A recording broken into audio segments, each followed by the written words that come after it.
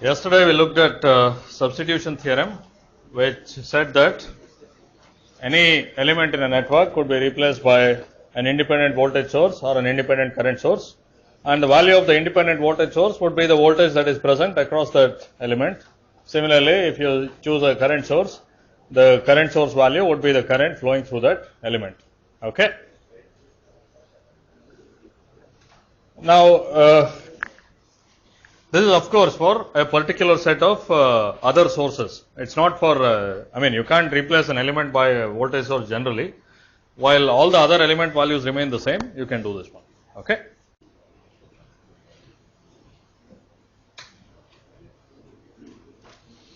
Now, it's pretty obvious that what we replace doesn't have to be just an element. Okay. Let's say I have some network N with some elements and sources, and then at some two terminals 1 and 1 prime,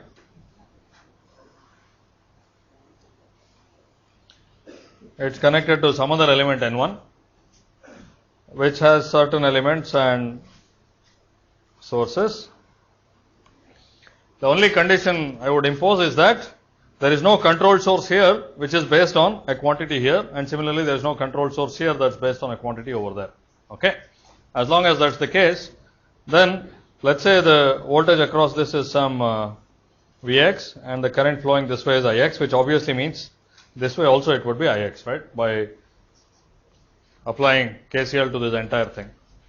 So then what we can do is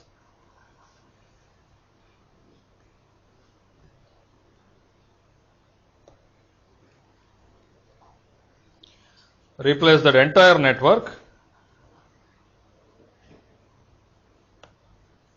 by a current source Ix, or similarly a voltage source of value Vx. Okay. So the effect of that entire N1 can be replicated by this voltage Vx or Ix, again with all the sources for the particular values of the sources we have chosen. Okay. Is this fine? This is substitution theorem. Now what we look at next is a little more useful, because this, as you can see, the value of the voltage source you substitute with will depend on what sources you had. So essentially you had to already have solved the circuit once, and then you can substitute the voltage source. Okay. Now what we try next is, let's say you have a circuit with a number of independent voltage sources, linear control sources and resistors, independent voltage and current sources, any linear control sources and also resistors. We would like to replace that by something, okay, at some two terminals.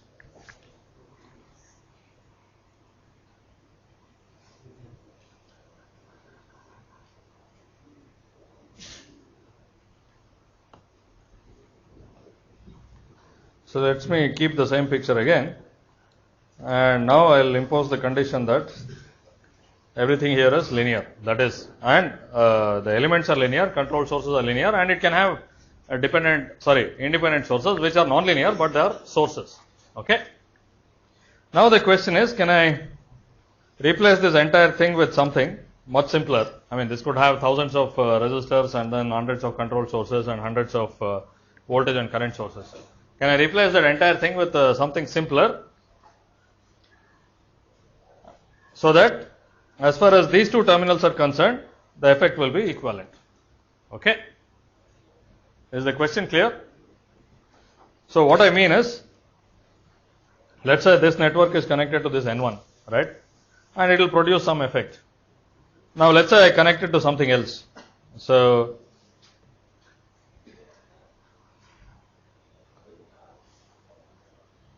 let me copy over this part.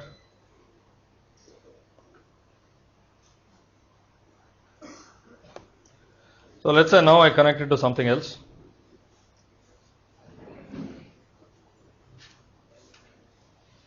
Some other network N2. Okay. What I want now is an equivalent circuit for this N, right? So whether I connect it here or connect it there, the same equivalent circuit, it should produce the same effect as far as these elements are concerned. Okay.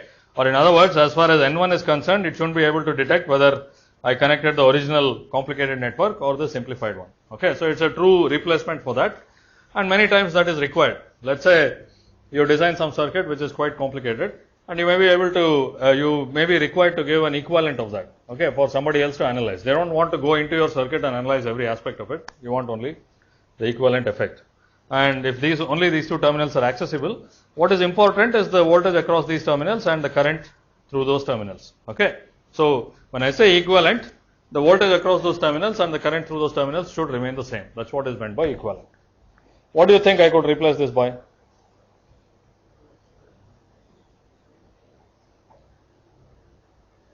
This circuit N is linear, it has resistors, it has control sources and independent voltage and current sources. Okay. What could I replace it with? I mean, just take a guess.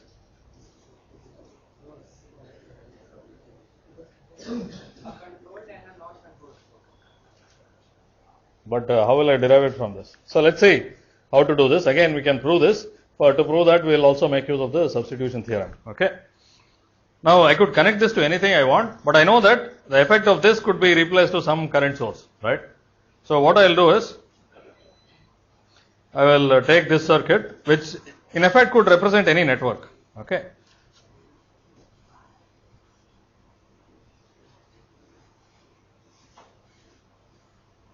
So I will take something like this, right, where this Ix represents the effect of whatever is connected to it. And this we know we can do. Now,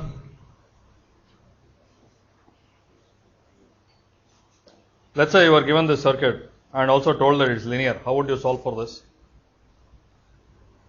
What's one of the ways of solving for a linear circuit? Superposition. Okay. Now, what will we get out of applying superposition into this? This has a number of sources here.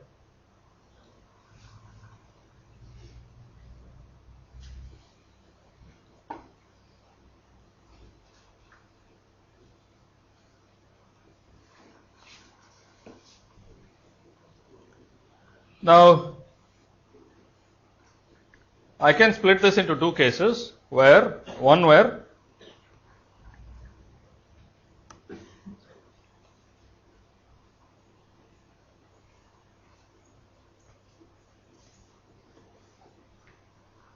okay, I will split it like this. I will use superposition. What I will do is, first I will make this Ix equal to 0. Then I will make all the independent sources in this equal to 0. Okay. That is, independent sources are 0, which means we can call this a nulled circuit. Okay. That circuit is null. So we have, I mean, this is possible, right? We don't have to do it one source by one source. I can take one to be 0 and all the rest to be 0. This is fine. Okay.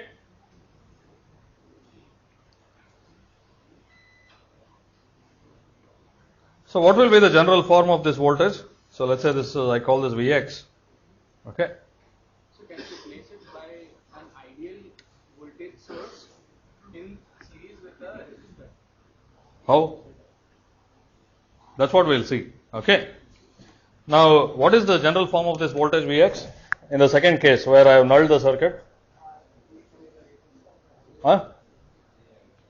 What's that? It will be, because it's a linear circuit, it will be Ix times something. And because it's a voltage, it has to be Ix times some resistance. Okay. So this Vx has to be here, Ix times some resistance, I will denote Rth. Okay. So that is, if you null all the sources in the circuit, you have these two terminals, 1 prime, and you look into that, you will see an equivalent resistance. And you will see an equivalent resistance because it's a linear network. Okay. Is this part clear? By the way, I mean, the way I have written this will be minus Ix times Rth. Okay, because Ix is drawn from the circuit, isn't it? Yes? So you have nulled all the independent sources, but what about the dependent sources? Like So what happens if you null all the independent sources to the dependent sources? Because it's linear, all the responses will be 0, right? So everywhere you will have only zeros. Okay? so what if the dependent source depends upon that Ix? No, that's what I said. All the dependent sources in N will depend only on quantities inside N. Okay, it will not be dependent on quantities outside N. That's a condition that we have to impose. Inside, suppose you have a resistor. No, you can have any dependent source inside which depends only on quantities inside the network. It can't depend on quantities outside. Inside the network, suppose there is a resistor. Yeah. Current is flowing, and it depends upon the potential difference across that resistor. Yeah. Okay. So because you are already having some supply of current. No, that's correct. So that will be linear. The effect of that will be linear. Okay. So as long as if you take a dependent source and make it controllable based on some outside quantity, it's really an independent source, right? So that we are not allowing. So all the independent sources we null. Okay. And all the dependent sources will automatically become zero because of linearity. Okay. Now I'm not saying the with Ix the currents inside are zero. Okay. It will be dependent only on Ix and it will be proportional to Ix. That's all we are saying. Okay. So this voltage will be minus Ix times RTH. Where what is RTH? RTH is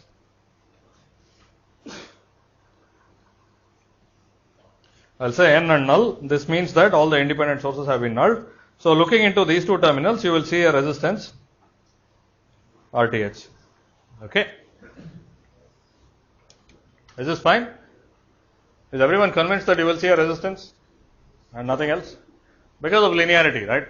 If you apply how would you find out what it looks like? You apply a voltage and see what current develops, or you apply a current and see what a voltage develops. If you are given two terminals, you have to determine the behavior. That's all you can do, right? You apply a voltage across the two terminals and see how much current flows, or you apply a current through the two terminals and then see what voltage develops. And you can draw the IV graph and then determine what kind of element it is. Now in this case, you see that there is a proportionality between current and voltage, so it will be a resistance. Okay. Minus Ix RTH. And in the other case, what does it mean to say to have Ix equals 0? Open circuit. Okay.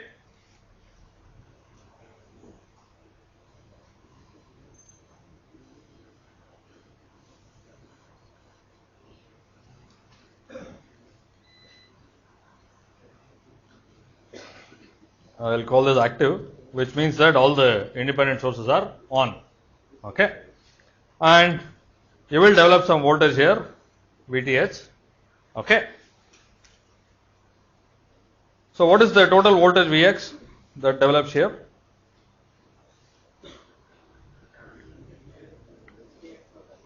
Huh? VTH minus Ix times RTH. Okay. So what would be a simple circuit representation of something like that? What's that? Source and a resistor. So you determine VTH by open circuiting 1 prime and then by nulling N.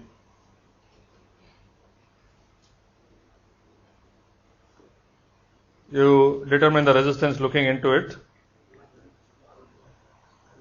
and this will be RTH. Okay. Now when you have a current flowing from 1 to 1 prime, okay, this is of course with N active. This voltage we know is going to be VTH minus Ix times RTH. Okay. And the exact same thing will be obtained if you have a voltage source of value VTH and a resistance RTH in series, and you connect Ix. Okay. What will be the voltage here? VTH minus Ix RTH. Okay. The voltage that develops will be VTH minus Ix RTH when a current Ix is loading the circuit. And it can be represented by this equivalent circuit, which consists of an independent voltage source VTH and a resistance RTH in series. Okay. Is this convincing? Now the thing is, the equivalent quantities that we have determined, the VTH and RTH, are dependent only on N, right? It's not dependent on what is connected to it. So this will work for any Ix that is connected to it. Okay, that's the idea. So what we have determined is an equivalent for this linear circuit N with independent sources, and you connect it to anything that you want. Instead of connecting that complicated network, you connect this simple thing, which is VTH and RTH in series. You will get exactly the same effect at 1, 1 prime. When I say effect, the voltage developed at those terminals or the current flowing through those terminals will be exactly the same. Okay? Is this fine? The proof is convincing. The way we proved it was by using superposition, once with the external load nulled and once with all the internal sources nulled. Okay? Any questions? So this equivalent circuit is known as the Thevenin equivalent. Okay. Any circuit can be, any linear circuit can be reduced to its Thevenin equivalent, which consists of a voltage source which is called the open circuit voltage or the Thevenin voltage,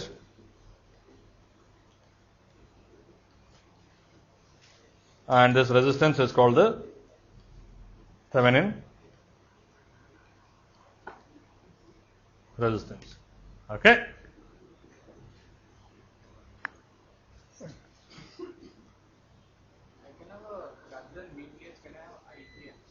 Yeah, we'll see.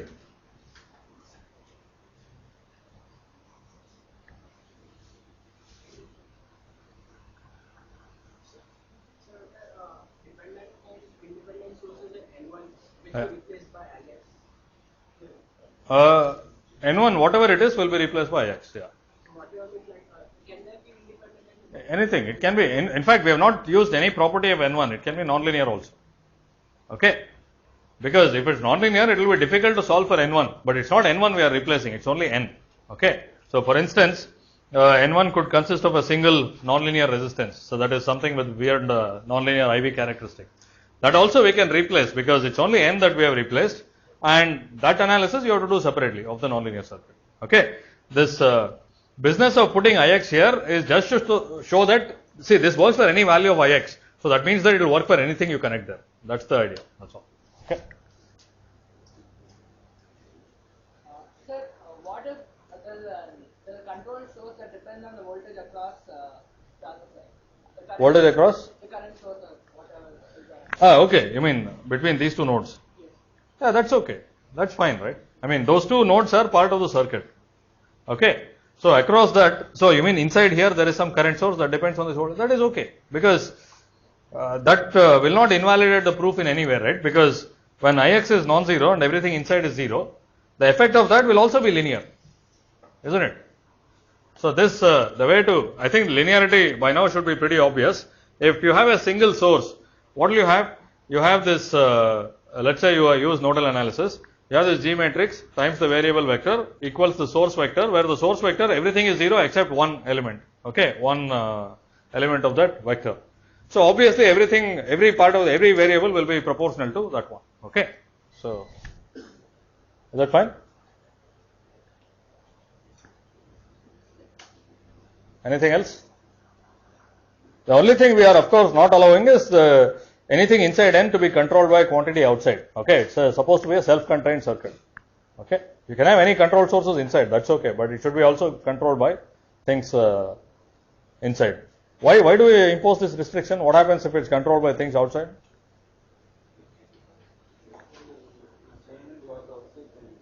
Huh? Which part of the proof will be invalid? Replacing Ix, is that invalid? No, that's not the part. What is the problem with open circuit voltage? Who said Ix RTH? Yeah. What is the problem then? No, superposition will always hold, but the problem is it may not be proportional to Ix, right? So in this case, what happens is, let's say, the very simple thing to imagine is, let's say there is a voltage source here, which is dependent on some fixed voltage source outside. Obviously, that's like I have not nulled every part of the circuit, okay? So then linearity will not hold. So for linearity to hold, all the control sources should be controlled by branches inside, I mean quantities inside, okay? Anything else? Now there is a question, could we have, I mean the equivalent circuit consists of a voltage source and a resistor, and this seems like we are unduly favoring voltage sources. Could we make an equivalent circuit with current sources? How would we do that? Yeah, the way to do that, I mean, way to generate that from first principle. I think by now the answer is pretty obvious to most of you, but the way to generate that is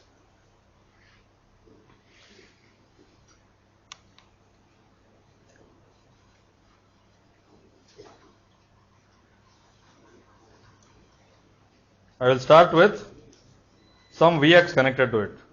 Okay.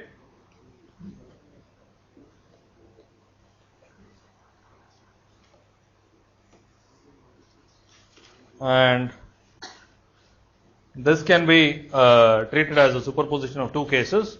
One where this is null, okay, and I have Vx over there, and one where this is active, and I have Vx equals 0. And what is Vx equal to 0?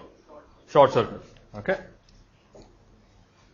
So this is Vx. Obviously, here I am now interested in determining current here. Okay. Now, what will be the current in this case? Vx by RTH. Okay. In fact, it is the same resistance that we got earlier, right? It's the same circuit. I have nulled the same circuit. So this will be Vx by RTH, and there will be some current flowing through that short circuit. I will call that let me call that IN. Okay. So what is the total current? So the total current would be, in this case, IN plus Vx by RTH, and the circuit representation of that would be a current source IN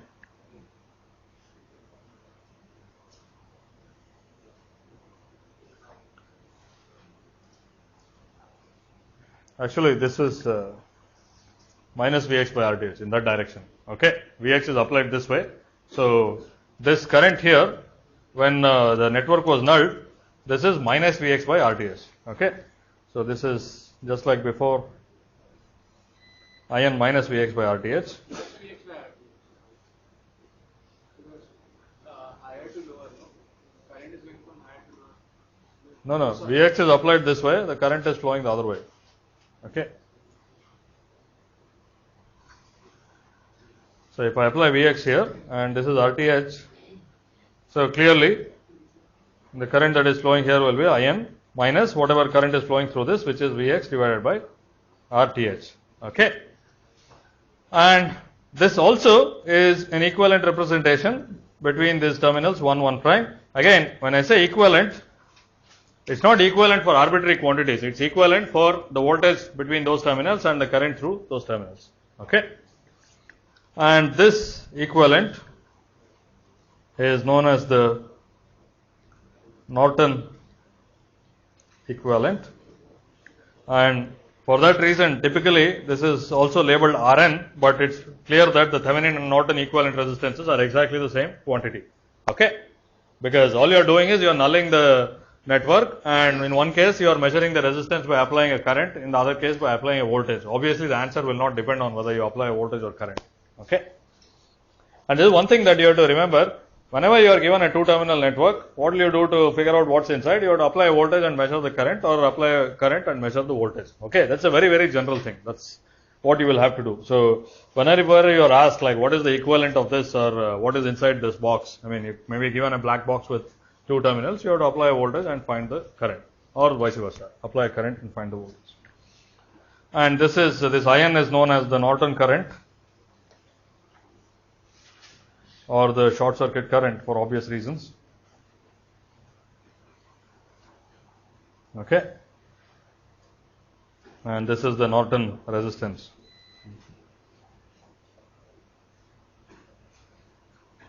The Norton and Thevenin resistances are exactly the same as each other. Okay.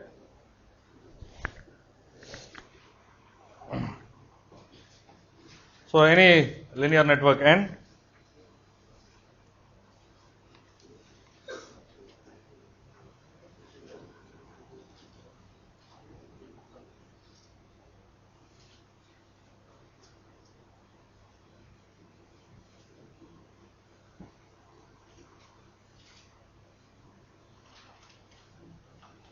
can be replaced by H Thevenin equivalent.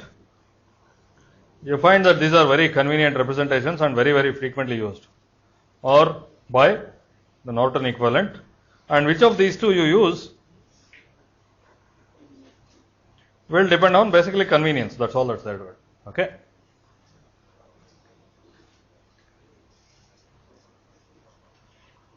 And RTH equals Rn. Okay.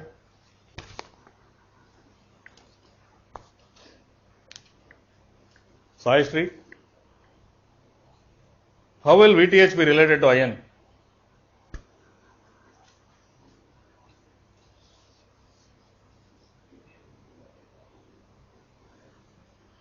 Saumitra? RTH times IN. Why? Huh? Guess. Okay. Ashwini?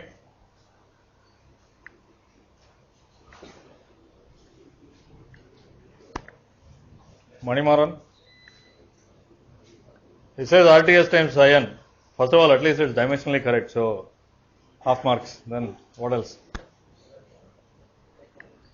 Why? Why is that? How would you immediately verify that whether it's true or not? Huh? What's that? Connect what element? Do you need to connect anything? First of all, these are the Thevenin equivalent and Norton equivalent, and obviously they have to be equivalent to each other, right? Under all conditions. Whatever you connect, right? Whatever you connect between these two, or the same thing you connect here, the voltage here and there should be the same. So if you don't connect anything here, what's the voltage here? VTH. If you don't connect anything here, what's the voltage? IN times RTH. So that is the correct answer. So if you, without connecting anything, you will see. Is this clear? I mean, the way the circuits are drawn, what's the voltage here?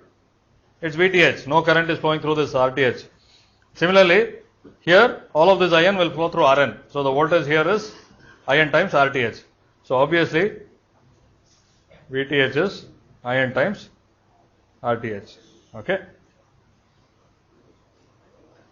So any linear network can be represented by an equivalent voltage source in series with a resistance, or an equivalent current source in parallel with a resistance. Now what is the resistance? It's the resistance the circuit offers when all its internal independent sources are null. Okay, it's the same resistance that appears in the Norton and Thevenin equivalent. What is the equivalent voltage source?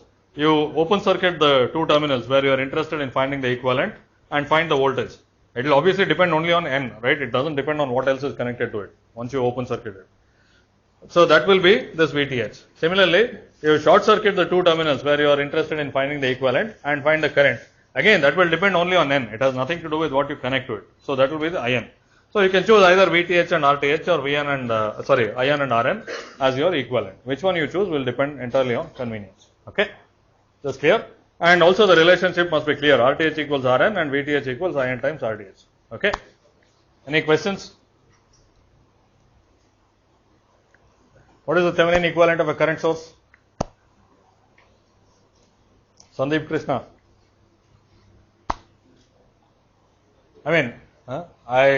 So you can replace any network with either Thevenin or Norton. My question is, well, I just have my network N is just a resistance, just a current source I0. What is the Thevenin equivalent of this? It's not linear. What did I say? It's linear with independent sources, right? I have independent sources here. If I didn't have any independent sources at all, what would be the equivalent of a circuit?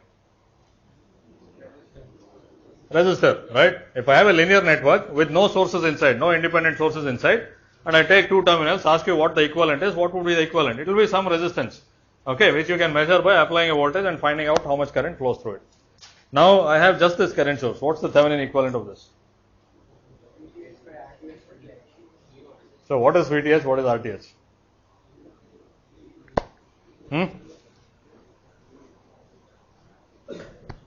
Rahul Prasad? What would be VTH and RTH?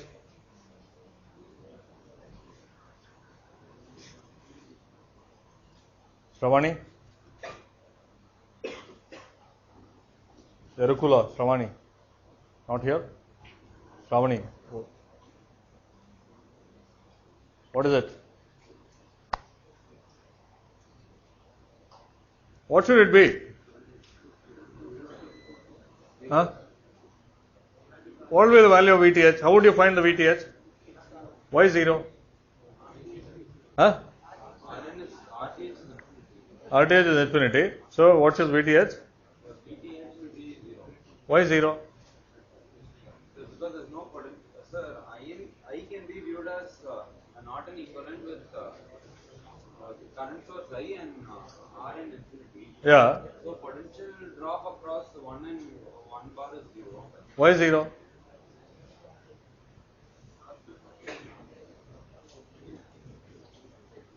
If I have a current source that's open circuited, what would be the potential difference across that? Huh?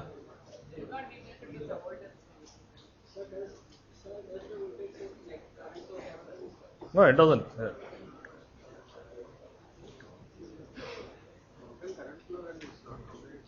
That's correct. So what will be the voltage there? Why 0? It is flowing, right? It has to flow somewhere. Or you imagine a resistance. So what is an open circuit in terms of resistances? Huh? It's infinite, right? So you start with a resistance and go on making it bigger and bigger. What happens in the limiting case? What will be the voltage? Infinite. Okay. So clearly, I mean, in fact, you identified correctly that it is this equivalent circuit with Rn tending to infinity. So the voltage drop across that will also tend to infinity, right? Obviously, this is a degenerate case and you can't make a legitimate representation. But this can happen because, see, I give you a network N and I ask you to find the equivalent, okay, without specifying whether it's Thevenin or Norton. Maybe you start with Thevenin and you find that you start getting infinities in your calculations. What should you do? Should switch to Norton. Okay, maybe it's looking like a current source. You won't know, right? I mean, when you are calculating the equivalent of something, you wouldn't know what it is. So you may have to do that. But anyway, I mean, it's also obvious from this formula, right? I have some IN, I have RTH equals infinity. That's an open circuit. So VTH also is infinity. Obviously, this is not a legitimate representation, right? I have an infinite voltage in series with an infinite resistance. I cannot use that for any calculation, but that's what it is. Okay. So if something looks like a voltage source, you can't make a proper Norton equivalent. And similarly, what's the Thevenin equivalent of a current source? Oh, that's what I asked you. So what's the Norton equivalent of a voltage source? What will be the value of Rn? Huh? 0. So it's a short circuit. And to have any voltage across a short circuit, how much current do you need? Infinite. So if you have infinite current flowing through a short circuit, you could produce a finite voltage. Of course, completely useless for making any calculations, but that's what it is, right? So the Thevenin equivalent of a current source or a Norton equivalent of a voltage source will have infinities. So current will be given that. Why? Because, I mean, for this, while I tried to use Thevenin equivalent, Yeah. I saw that the current has to flow, which implies sparking has to happen. No, not forget the practical stuff like sparking and so on, right? It will be infinity. That's all. That Okay. will occur for infinite. Yeah, here also, I mean, if you have infinite current through it, 0 resistance, infinite times 0 could be some finite value. But similarly, if you place a voltage source there, Yeah. no current is flowing. No, why do you say no current is flowing? Because that voltage is finite. Like this current is finite, the voltage put there will be finite. Yeah, It will so let not it be. infinite. So no sparking will occur. No, forget the sparking stuff, man. So no current will occur. You should first of all understand where is the equivalence. The equivalence is between this voltage Vx and the current that is flowing out of it. It has nothing to do with what currents are flowing inside this box. Okay? So it has nothing to do with that. Yeah, obviously it's equivalent as far as the external stuff is concerned. Okay? Okay, so now that deals with the Thevenin and Norton theorems, and we can dispose of some of the simple stuff which we have already discussed.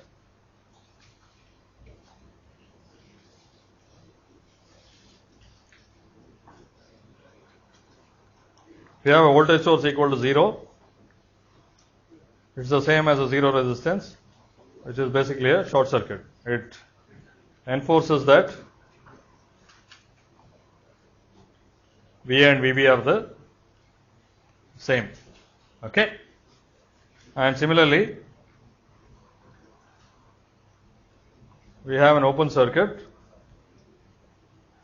If you say that current is 0 or the resistance is infinite, which basically consists of two nodes which are not connected to each other. Okay, no current is flowing. Okay, so that is some simple stuff. This is pretty obvious. And also, this we have discussed earlier. Voltage source connected in parallel with anything, however complicated it is, it will be the same as the voltage source. Okay. As far as, again, when I say equivalent, as far as the terminal behavior is concerned, not the current through the voltage source will be different. Okay. Similarly,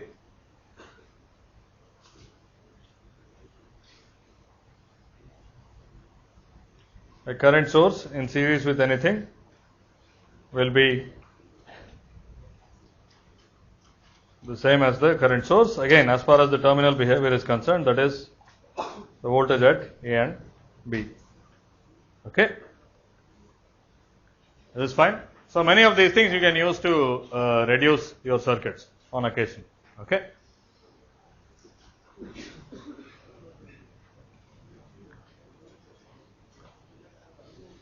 Any questions about anything we discussed this far?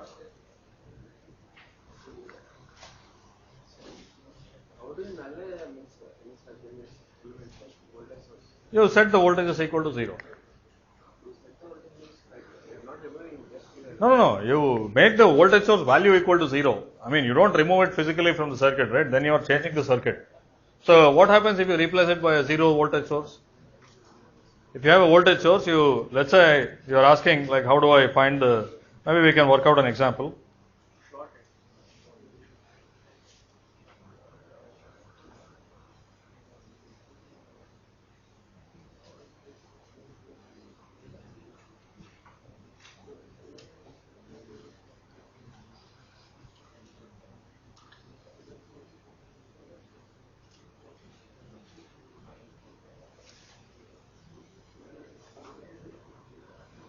So you are required to find Norton or Thevenin at those terminals. Okay, 1 prime.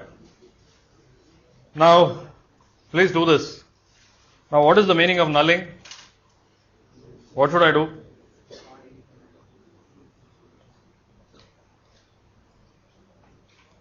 I have to make this 0 volt. Okay, and I have to make this 0 milliamps. Okay. So what will happen in that case? Yeah, so this will become a short circuit and this will become an open circuit. Is it just the remove of making short or it's Now what is the difference? I mean, you are setting that voltage source to 0, which is a short circuit. Okay. Actually, I am not clear where the confusion is coming from. What? how to make that voltage source? So he's asking practically when he does in the lab. No, that's not. Then you have to replace it with a short circuit. Here it's an algebraic operation, right? You set that voltage source to 0. Okay.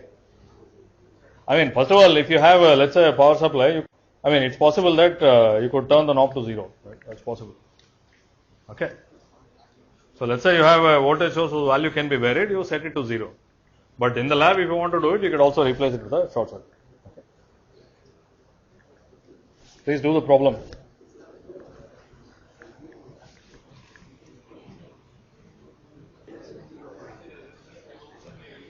Okay, so first of all,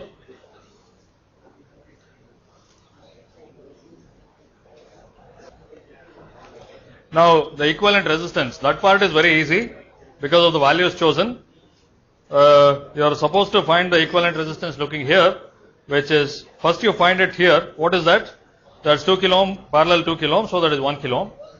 And then you look here, so that will be 1 plus 1, 2. And you look here, that is 2 parallel 2, that is 1. Okay, so I think all of you, did any of you get a different value than 1 kilo ohm for RN or RTH?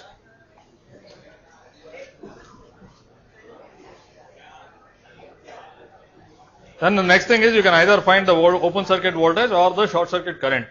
I will choose the short circuit current mainly because that removes this 2 kilo ohm resistor here. Okay. I don't have to involve that in my calculations. Okay. Then I can apply superposition and calculate it as just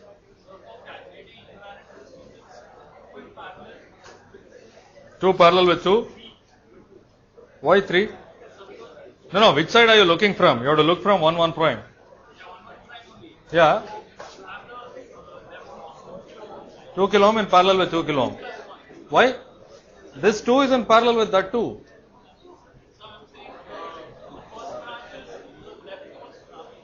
Yeah. Which are the elements in parallel here? No. I think you please look at this 2 kilo ohm. If you short circuit this 2 kilo ohm and the 2 kilo ohm are across each other, isn't it? Okay, we can discuss this offline. And you can calculate the short circuit current, and for that I will do it from the 3 volts and 1 milliamp separately.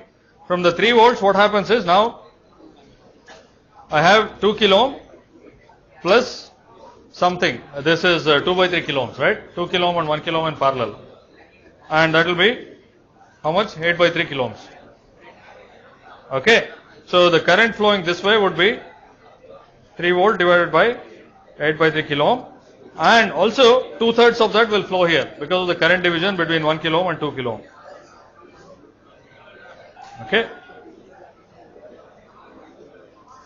So that will give you 3/4 of a volt. Sure, sorry. 3/4 of a milliampere. And this 1 milliamp, what happens is you have 1 kilo ohm looking that way and 1 kilo ohm looking that way. Okay. So that will give you half a milliamp. So the total would be 5 by 4 milliamp in parallel with 1 kilo ohm, which will also give you 5 by 4 volts in series with 1 kilo ohm. Okay, we'll complete this tomorrow. But please work it out for yourself, and the serial parallel confusion should not be there. This is our 11th lecture.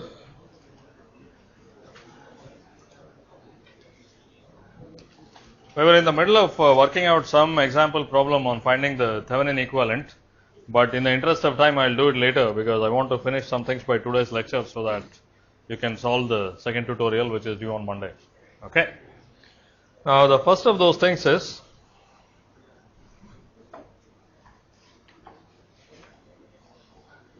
I'll again take this picture of some network which has resistors, or in general I'll say it is linear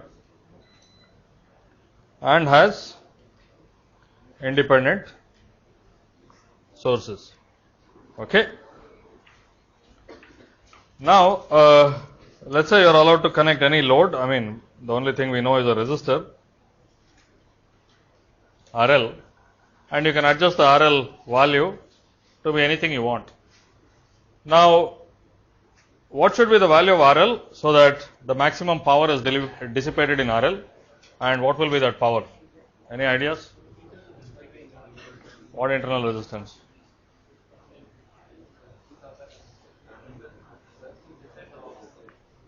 Okay. How do I find the internal resistance?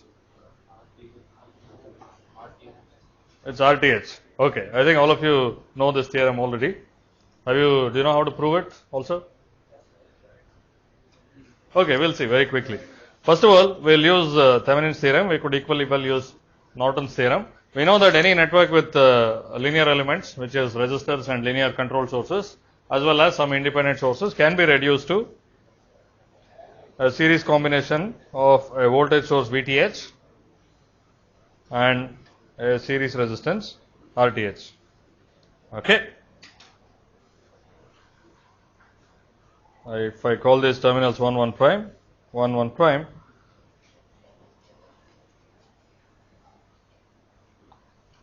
so as far as the voltages and 1, 1 prime and currents in those wires, the two are exactly equivalent. And we know the procedure for determining VTH and RTH. You null all the sources and find the resistance looking back into the terminals 1, 1 prime, that is RTH, and you open circuit, you remove any load and find the voltage that appears between 1 and 1 prime, that is VTH. Okay. Obviously, take care of the polarity and so on properly. Now, this of course is a tremendously simplified circuit, and this is one of the examples of applying the Thevenin's theorem, right? You can reduce a complicated circuit into some general form which is simple. What is the voltage that appears across RL? VTH RL by RL plus RTH. Okay, this at least everybody should be able to do in your sleep, right? Resistive divider. So what is the power dissipated in RL? This voltage square divided by RL. Okay.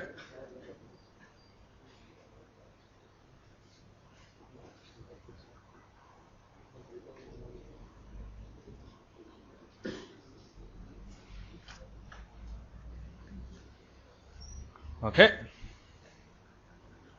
Now, how would you go about finding the maximum of this power? Differentiate with respect to what? RL, because that's what we are varying. Okay. So, there are other ways of doing it also. Let me do that. Quite simple actually, extremely simple calculation. I can write this as VTH square by RTH. Okay. Times, first of all, this RL will cancel with that, so you have only RL in the numerator. RL RTH by RL plus RTH squared. Okay. Now it looks like some power which is related to the network. Okay, it's related only to the network N, VTH and RTH, times some ratio which is dependent on RL. And this in turn can be written as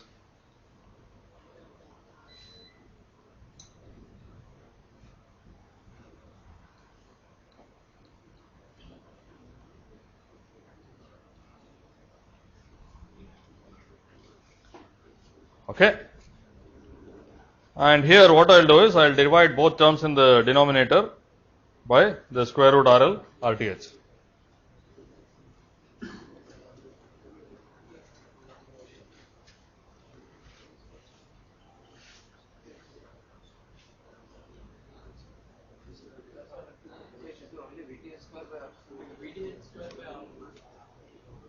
Yeah. So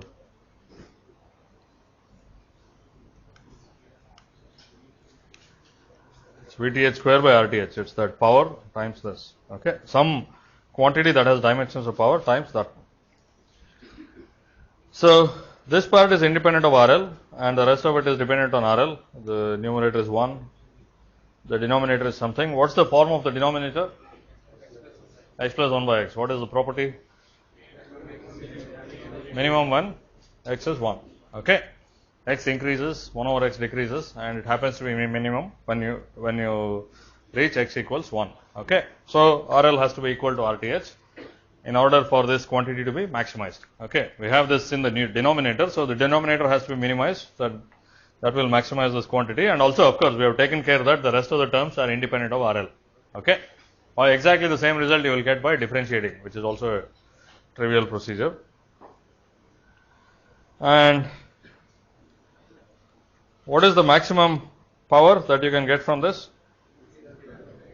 VTH square by 2 RL. How much? VTH square by 4 RL. Okay. When this quantity is minimum, that is 4, right? The square root of that is 4. So VTH square by 4 RL, and this happens, or maybe I should say 4 RTH when RL equals RTH. Okay. And this condition is known as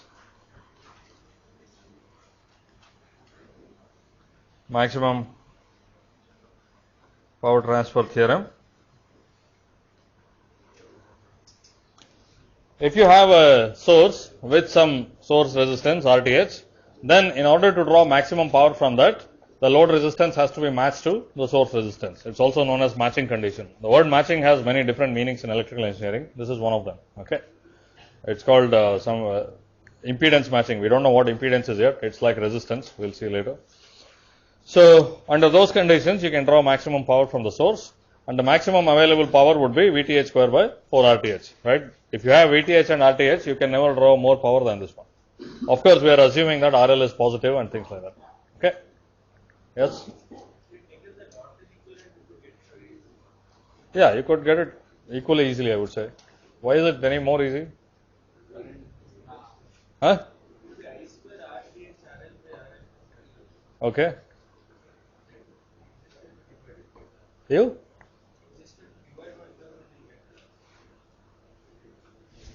So the algebra is easier, that's what you're saying. Okay.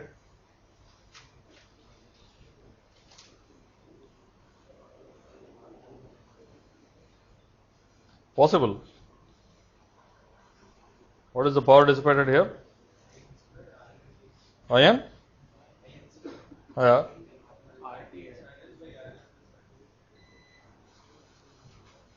RTH RL by? Is this correct?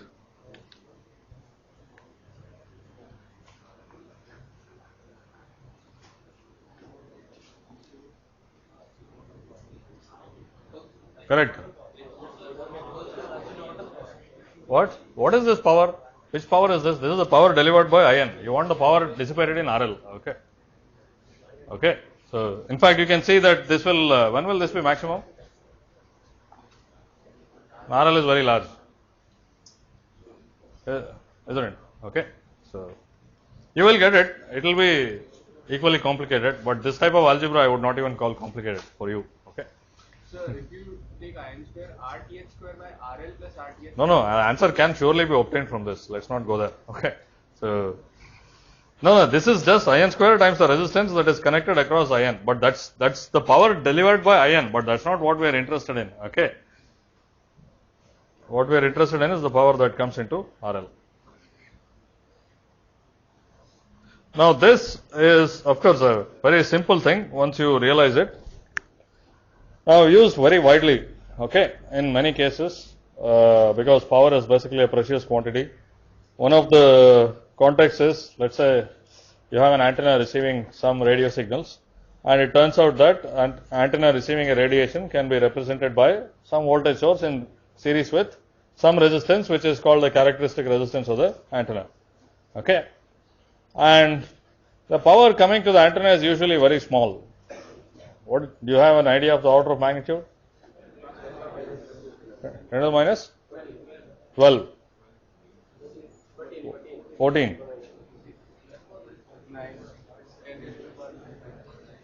10 to the minus 9.